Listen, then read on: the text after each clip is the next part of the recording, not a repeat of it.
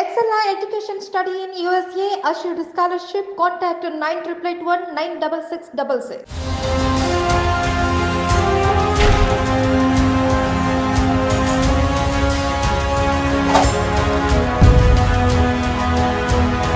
ఇప్పుడు మనం ఉన్న ప్రాంతం నల్గొండ జిల్లా రంగారెడ్డి జిల్లాకి సరిహద్దు ప్రాంతం. దీని పేరు లోయిపల్లి. ఈ వారం మన గెస్ట్ బూడిద అనురాధ అలియాస్ పద్మక్క.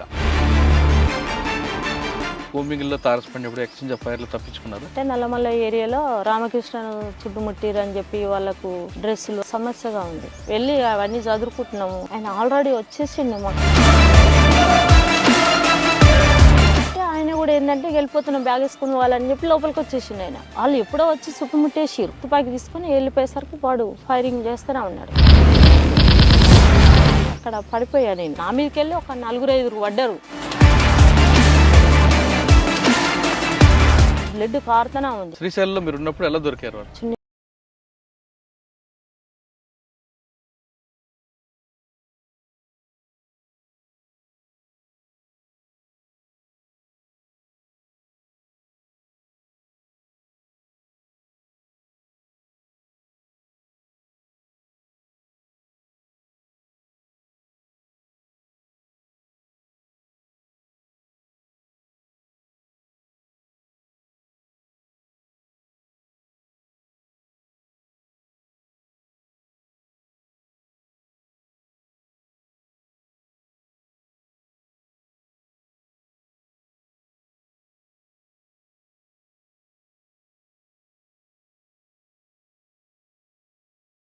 మీరు తిరుమలగిరిలో ఉన్నప్పుడు ఆర్ఎఫ్ఐ డాక్టర్ మీకు తెలియకుండానే అంటే మీరు రాసిన ఉత్తరాలు ఆయనే ఆన్సర్ ఇస్తూ మీకు పక్కదో పట్టించాడు. ఫీవర్ వస్తే నేను వేరే అన్నకు చెప్పినంటే ఇట్లా ఫీవర్ వచ్చింది, పరిస్థితికి ఇది అన్న ఏం చేసిండు,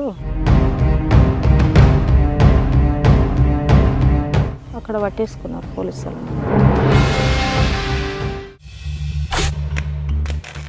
వెల్కమ్ టు క్రైమ్ కన్ఫెషన్స్. ఇప్పుడు మనం ఉన్న ప్రాంతం నల్గొండ జిల్లా రంగారెడ్డి జిల్లాకి సరిహద్దు ప్రాంతం. దీని పేరు లోయిపల్లి. లోయిపల్లి అనగానే గతంలో నక్సల్స్ ప్రభావిత ప్రాంతం. ఇటువైపు నుంచి రాచకొండ దళం కానీ లేదా నల్లమల వెళ్ళాలంటే లోయిపల్లి గ్రామంలో షెల్టర్ తీసుకునేవారు అనేది అప్పట్లో వార్తలు. సెంట్రల్ కమిటీ కానీ స్టేట్ కమిటీ కానీ దళం కానీ ఈ ప్రాంతం నుంచి వెళ్తే ఈ గ్రామస్తులు వాళ్ళకి ఆదరించేవారు. దాంతో ఇక్కడ బాగా పట్టుండేది. ఆ ప్రభావంతో ఈ గ్రామం నుంచి చాలామంది అడవులకు వెళ్ళి వాళ్ళు బడుగు బలహీన వర్గాల ప్రజల అభ్యున్నతుల కోసం పనిచేశారు. ఆ విధంగా ఉన్న తర్వాత కొంతకాలం తర్వాత వాళ్ళు తిరిగి జనజీవన సంస్థలు కలిసిన వారు కొందరైతే మరికొందరు పోలీసులు అరెస్ట్ చేసి బయటకు వచ్చారు. అటువంటి వాళ్ళని పరిచయం చేసే ఈ కార్యక్రమంలో ఈ వారం మన గెస్ట్ బూడిద అనురాధ అలియాస్ పద్మక్క. బూడిద అనురాధ లోయిపల్లి అనగానే అప్పట్లో 2006 వరకు పోలీసులు కంటి మీద కునుకు లేకుండా ఉండేది. ఈ చుట్టుపక్కల ఏ యాక్షన్ జరిగినా ఆమె ప్రధానంగా కనిపించేది. దాంతో అప్పట్లో పోలీసులు ఎక్కువగా ఆమె కోసం, ఆమె లేకపోతే వాళ్ళ అమ్మగారిని చిత్రహింసలు పెట్టేవారు అనేది పేపర్లో వార్తలు వచ్చేవి. బూడిద అనురాధ లోయిపల్లిలో దొరల ప్రభావం లేకపోయినా ఎందుకు అటువైపు వెళ్ళారు, వెళ్ళిన తర్వాత ఆమె చేసిన కార్యక్రమాలు ఏంటి, ఆమె అరెస్ట్ అయిన తర్వాత కూడా మరొకసారి వాళ్ళ పార్టీతో అజ్ఞాతలు వెళ్ళడం, రెండోసారి అరెస్ట్ అవ్వడం, ఈ కార్యక్రమం ఎలా జరిగింది, ప్రస్తుతం ఆమె జీవన విధానం ఎలా కొనసాగుతున్న విషయాన్ని అక్కడ తెలుసుకుందాం. అక్క నమస్తే. నమస్తే. బూడిద అనురాధ అలియాస్ పద్మక్క అలియాస్ రమ్మక్క, చాలా పేర్లు ఉన్నట్లు. అక్క 2006లో మీరు ఫస్ట్ టైం అరెస్ట్ అయ్యి బయటకు వచ్చినప్పుడు ఇదే గ్రామంలో నాకు ఇంటర్వ్యూ ఇచ్చారు. లోయిపల్లి రావడానికి భయంకరమైన వాతావరణం, ఎందుకంటే రోడ్లు ఉండేవి కావు. నెక్స్ట్ మీ సానుభూతి పరులు ఎక్కువ ఉంటారు, మరోవైపు పోలీసుల ఒక తనిఖీలు ఎక్కువ ఉండేవి. కానీ ఇప్పుడు చాలా ప్రశాంతంగా కనిపిస్తుంది, రోడ్లు పడ్డాయి, డెవలప్మెంట్ కూడా వచ్చింది. అంటే అప్పట్లో పార్టీ ప్రభావంతో ప్రభుత్వం కిందకు వచ్చింది అనుకోవాలా, లేదు పార్టీ పూర్తిగా తగ్గింది కాబట్టి డెవలప్మెంట్ జరిగింది అనుకోవాలి. అంటే సిమెంట్ రోడ్లు కనిపిస్తున్నాయి, చాలా బాగా చక్కగా కనిపిస్తుంది. అయితే లోయిపల్లి అనగానే ఒకప్పుడు మీకు సానుభూతి పరులు పార్టీ ప్రభావం ఉండేది. కానీ దొరల రాజ్యం కానీ దొరల ప్రభావం కానీ పెత్తందారుల ప్రభావం లేని ఈ గ్రామం, ఇక్కడ నుంచి చాలామంది ఎందుకు వెళ్ళారు పార్టీలోకి, అప్పుడు పరిస్థితులు ఏ విధంగా ఉండేవి, మీరు వెళ్ళిన తర్వాత చేసిన కార్యక్రమాలు ఏంటి, బయటకు వచ్చాక ఇప్పుడు ఎలా జీవిస్తున్నారు చెప్పండి. అప్పుడు ప్రభావం ఏం లేదు అనుకో. కానీ మా నాన్నకున్న ఏంటంటే రజాకార్ల పోరాటం, తెలంగాణ సాయుధ పోరాటము అప్పట్లో మా నాన్నకు అది ఉండేది. మా నాన్నకు నాన్న పేరు ఏం పేరు? బూడిది వెంకయ్య. అయితే ఆయనకున్నటువంటి ప్రభావమే కావచ్చు, ఇంకొన్ని ఏంటంటే మాకు టీవీలో ఇంకా వేరే ఏం లేకపోయేది. ఒక పొలిటికల్గా నేను ఏదో చేయాలని కూడా ఆలోచన అట్లే ఆ వయసు కాదు, కానీ అట్లా ఉండకపోయేది. ఇక మా నాన్న వల్ల కొంచెం నాకు అటు పోవాలనే ఆలోచన ఉండేది. అప్పుడప్పుడు దళం కాడికి తోలుకెళ్తుండేది. దళం వచ్చేది అప్పుడు ఊర్లోకి? వచ్చేది. ఊర్లోకి అని కాదు కానీ ఇక్కడ మా ఏరియాలో ఇక్కడికి వచ్చేది. మీ బాబాయ్ కేర్ ఆఫ్ అడ్రస్ కదా? మా నాన్నను కలిసేది, మా నాన్న తోలుకపోయేది, మెల్లగా తోలుకపోయేది, వాళ్ళు వెతుకునేది, వాళ్ళు తినబెట్టేది. కొంచెం అట్లా వాళ్ళని చూస్తుంటే నాకు బాగా ఆదాయితుండే. దానివల్ల నేను వెళ్ళిన తర్వాత మా నాన్నకి ఫస్ట్ ఎక్కడ కాంటాక్ట్ అయ్యావు మళ్ళీ? ఫస్ట్ నేను ఎక్కడంటే అక్కడ గుట్ట ఉంటుంది, ఎక్కడ మన ఎల్లికొండ అని అక్కడ ఏరియా ఉంటుంది. మా నాన్న అక్కడికి తీసుకుపోయాడు. నన్ను ఒక్కదాని కాదు, మా పెద్దనాయన కొడుకులు, మా బాబాయ్ కొడుకులు, నేను అక్కడికి వెళ్ళాను. అక్కడికి వెళ్ళి కొద్దిసేపు కూర్చొని వాళ్ళు పెట్టింది తిని నైట్ 12-1 గంటల దాకా వాళ్ళు నన్ను బాగా ఆడిపించుకునేది. ఇక అప్పుడు అంటే నేను వెళ్ళినప్పుడు ఒక 16 ఏళ్ళు అట్లా ఉన్నది. అంటే ఆ వయసుకు కూడా సరిపోదు, నీ వయసు సరిపోదు అని చెప్పి 1 సంవత్సరం ఇక్కడే వదిలేసిపోయారు. నేను వస్తా అంటే కూడా వాళ్ళు వినకుండా వదిలేసిపోయారు. మళ్ళీ ఒక 6 నెలలకో సంవత్సరానికి వచ్చి తోలుకెళ్ళారు. అంటే నేను వస్తా అంటేనే వాళ్ళు తీసుకెళ్ళారు. మా నాన్నకు కూడా ఏం తెలియదు నేను పోతా అనే విషయం, ఆయనకేం తెలియదు. కాకపోతే నన్ను అప్పుడప్పుడు తీసుకుపోయేది, మాట్లాడిపించేది, మళ్ళీ తోలుకొచ్చేది, అట్లా ఉండేది అన్నట్టు. ఇంకొకటి ఏంటంటే మా ఊర్లో ఒక ఆమె ఉండే, వాళ్ళు నీల మల్లమ్మ అని ఉండే, గౌరోళ్ళు. ఆమె మ్యారేజ్ అయింది. మ్యారేజ్ అయిన తర్వాతకి ఆమె వాళ్ళ అత్తగారింటికి వెళ్ళినాక ఒక గామ్లో అయినా లవ్ చేసినంట అంతకుముందే, మ్యారేజ్ కాకముందే. ఆమెను మ్యారేజ్ అయిన ఆమెను తోలుకొచ్చుకొని ఆమెను ఆగం చేసిండు. ఆగం చేసి చంపేసిండు ఆమెను చంపేసిరు, కిరసనంలో పోసి చంపేసిరు. వాళ్ళ క్యాస్ట్ వేరు, వాళ్ళు గౌడ్స్, వీళ్ళేమో కురుమలు. దానివల్ల మా క్యాస్ట్ కదని వాళ్ళ ఇంట్లోకి రానియలేదు. అక్కడ కిరాయికి తీసుకొని ఉన్నారు కొద్ది రోజులు. తర్వాతకి ఏమైందో వాళ్ళ మధ్యలో గొడవలు, ఆమెను మర్డర్ చేసేసిండు. మర్డర్ అంటే కిరసనాయలు పోసి చంపేసిండు. హాస్పిటల్కి తీసుకుపోతే అక్కడ చనిపోయింది. అంతా ఊరు జనాలంతా వన్ చంపేయాలి అది ఇది అని చెప్పి ఊర్లో బాగా అదైంది. అదైనప్పుడు అంతకుముందే ఒకసారి ఏమో ఏమైనా బాగా టార్చర్ పెట్టాడు. నైట్ పూట ఈ ఏరియాలో ఎన్ని బావులు ఉన్నాయి అన్ని బావులకు తిరిగింది ఆమె గోడు చెప్పుకోలేకుండా. ఎందుకంటే ఆమె అక్కడికి వెళ్ళి వచ్చింది, వాళ్ళ ఇంటోళ్ళు సేదరించే వాళ్ళు కాదు, ప్లస్ వాళ్ళ అమ్మోళ్ళు దగ్గరికి తీసేవాళ్ళు కాదు, వీళ్ళు క్యాస్ట్ ఫీలింగ్తోని. దానివల్ల ఆమె బాగా టార్చర్ అనుభవించింది. దానికోసం అని చెప్పి ఈమె ఏం చేసిందంటే, వీళ్ళు ఇక్కడే ఎన్నో కలిసిరు నక్సలైట్. వాళ్ళు కలిసినప్పుడు ఆమె ఎట్లనో వాళ్ళకి చెప్పుకుంది ఆమె బాధ. నువ్వు వాళ్ళకి ఎట్లా చెప్పుకున్నావు అని చెప్పి ఆమెను ఇంకిత అది చేసిండు ఆయన. ఇక వాళ్ళకి ఆ విషయం తెలిసి ఆ విషయాన్ని దృష్టిలో పెట్టుకొని ఈమె ఎప్పుడైతే చనిపోయిందో ఒక 6 నెలలో ఒక 2 నెలలకో వచ్చి కొట్టిరు. మా ఇంటి దగ్గరికే తీసుకొచ్చి కొట్టిరు. అప్పుడు నేను వెళ్ళలే కానీ అప్పుడు చిన్న ఉన్నా, అక్కడికే తీసుకొచ్చి కొట్టిరు ఆయనను బాగా. కొట్టినాక ఆమెను తీసి అక్కడ పెట్టేసిరు. అది అయిపోయింది. అది అయిపోయిన కొద్ది రోజులకి ఈ కొదాసిపల్లి అని విలేజ్ ఉంటుంది, అక్కడ ఒక దొర ఆయన ఉండే, విఠల్ రెడ్డి అని.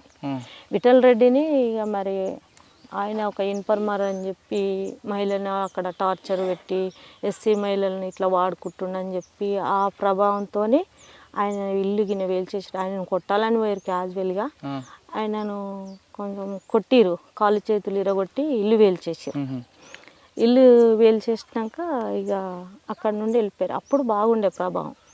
అదే టైంలో సరంపేట గుట్టలలో ఒక జాతర జరుగుతుంది, అక్కడ ఒక గుడి ఉండదు. ఆ గుడి కాడ ఒక ఎస్ఐని చంపేశారు. యాక్షన్లో అదే టైంలో ఇక ఒకటి వెనకంగా ఒకటి అయితేనే ఉన్నాయి. ఇక అదే టైంలో ఇక మేము ఇక్కడ ఇక వెళ్ళిపోయిన ఉంటాం. వేరే వాళ్ళు వచ్చిర్రు అంటే నేను వస్తా అని చెప్పి పలానా కాడికి వస్తారని చెప్పి వేరే వాళ్ళు వచ్చి నన్ను రిసీవ్ చేసుకొని ఇంటికి వచ్చి తీసుకొని వెళ్ళింది. ఈడంగానే వెళ్ళాం. ఇక్కడికి వెళ్ళి చక్కగా వెళ్ళి అన్నం కూడా తినలేదు. అయితే తీసుకెళ్ళి బాధ్యులు అప్పుడు మీకు? అప్పుడు బాధ్యులు ప్రభాకర్ అని ఉండే, బోనం శ్రీనివాస్ రెడ్డి అచ్చా. Vipparthi village, Nalgonda district, Munugode mandal. అయితే ఆయన ఉండే మాకు బాధ్యులు. అదే టైంలో జిల్లా సెక్రటరీగా ధర్మన్న అని ఉండే, ధర్మన్న విజయ్ అక్క. ఓకే, ఇదే దారిలో వెళ్ళారు, ఎక్కడ కలిశారు?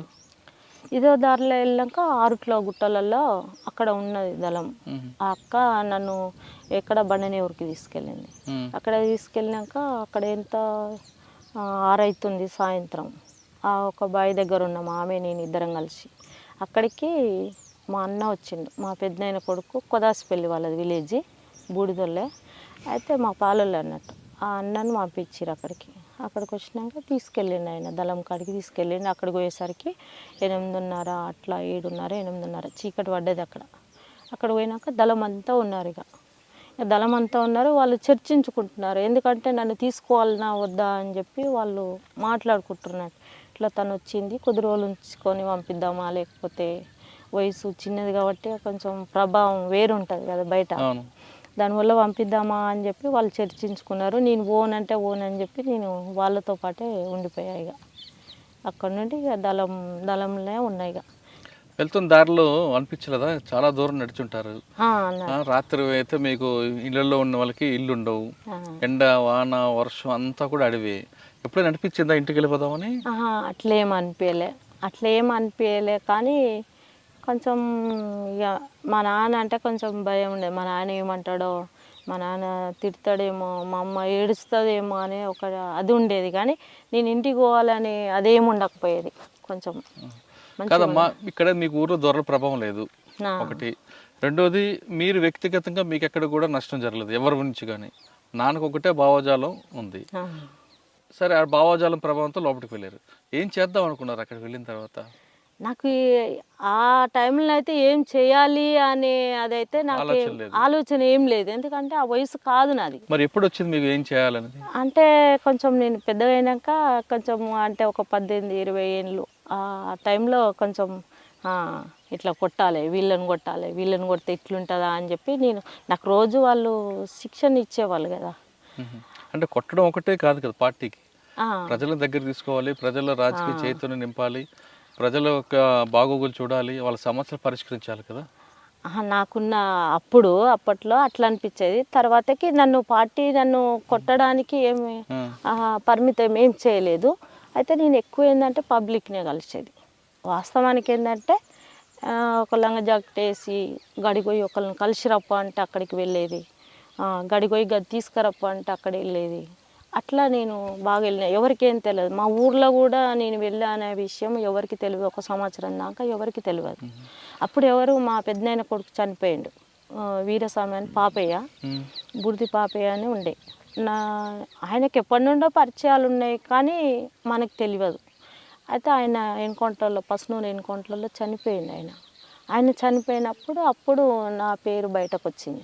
అప్పటిదాకా ఎవరిని తీసుకొని వెళ్ళిపోయింది ఇలా బిడ్డ అనే విషయము ఈ పబ్లిక్ తెలుసు, అంతేగాని నేను నక్సలైట్లో పోయిన అనే విషయం ఏం తెలియదు. ఆ సంవత్సరం తర్వాత నీ పేరు బయటకు వచ్చింది. వచ్చిన తర్వాత మీ ఇంటికి పోలీసులు వచ్చారు కదా? మా ఇంటికి పోలీసు వాళ్ళు వచ్చేది, మా నాన్నని పట్టుకపోయేది, కొట్టేది, మా చెల్లెని పట్టుకపోయి కొట్టేది, ఏడ ఉండరు అని చెప్పి. ఒక 2-3 ఏళ్ళ తర్వాతకి మీ బిడ్డకి ఇది ఇస్తాము అది ఇస్తాము అని చెప్పి, వాళ్ళకు పైసలు ఇస్తామని చెప్పి ఇవన్నీ ఆశ చెప్పేది. చాలా అంటే మా కుక్కలకే కాదు, నక్సలైట్లో ఎంతమంది పోయారో వాళ్ళ కుటుంబాలను అందరినీ ఒక చర్య తీసుకున్నారు ఆ టైంలో. తీసుకురావాలి, అడవిలోకి వెళ్ళి ఊర్లలోకి తీసుకొచ్చుకోవాలి వాళ్ళ పిల్లల అని చెప్పి ఆ ఎత్తుగడేసారు పోలీసు వాళ్ళు. అట్లా మా నాన్న ఏం భయపడకపోయేది, వెళ్ళి మాట్లాడేది, వచ్చేది. మీరేం చేసేవారు అడవుల్లో అప్పుడు? నేను ఆర్గనైజేషన్ చేశాను. ఎక్కడెక్కడ తిరిగారు? ఈ రాచకొండ ఏరియా మొత్తం తిరిగాను. రాచకొండ ఏరియా మొత్తం తిరిగిన తర్వాతకి నాకు అంటే తర్వాతకి నాకు బయట ఏంటంటే పార్టీ ఏం చేస్తుంది అంటే బయట సంఘాలలో పని చేయిస్తుంది. ఫస్ట్ పని చేయించి వాళ్ళ ప్రభావం ఎట్లుంది, వాళ్ళ తెలివితేటలు ఎట్లా, వాళ్ళు యాక్టివ్ ఉన్నారా, ఏ విధంగా ఉన్నారా, అట్లా డిసైడ్ చేసిన తర్వాత ఓకే అనుకుంటేనే పార్టీ తీసుకుంటుంది. నా పరిస్థితి అది కాదు, నేను డైరెక్ట్గా వెళ్ళిపోయాను. కాబట్టి అక్కడ పోయినాక 1 నెలకో 2 నెలలకు నాకు తుపాకీ ఇచ్చిర్రు. ఓ పార్టీ సభ్యురాలు నువ్వు అని చెప్పి, ఓ పార్టీ సభ్యత్వం అని చెప్పి మమ్మల్ని ఈ గువ్వల మహేష్ ఇంకా మా టీం అప్పుడు ఒక 50 మంది రిక్రూట్మెంట్ అయ్యారు అప్పుడు. వాళ్ళందరం ఒకటే బ్యాచ్ అన్నట్టు, కాకపోతే నెలలు తేడా, ఒక 6 నెలలు 3 నెలలు.